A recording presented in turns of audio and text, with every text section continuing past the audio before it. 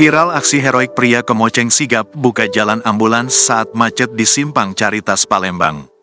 Tengah ramai video detik-detik seorang pria dengan sigap membuka jalan saat membantu kendaraan ambulans untuk lewat. Hal itu diketahui dalam unggahan Instagram @palembang terciduk pada Kamis, tanggal 29 Maret tahun 2024. Kakak kemoceng bantu buka jalan buat ambulans, tulis keterangan pada unggahan.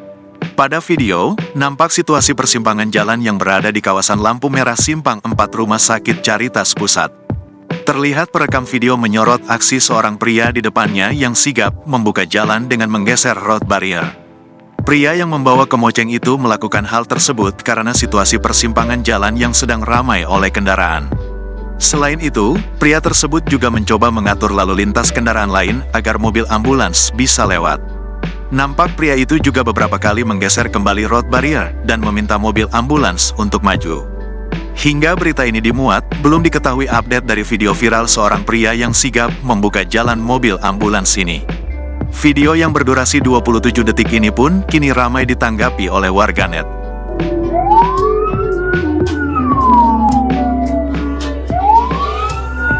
Download Tribun X sekarang, menghadirkan lokal menjadi Indonesia.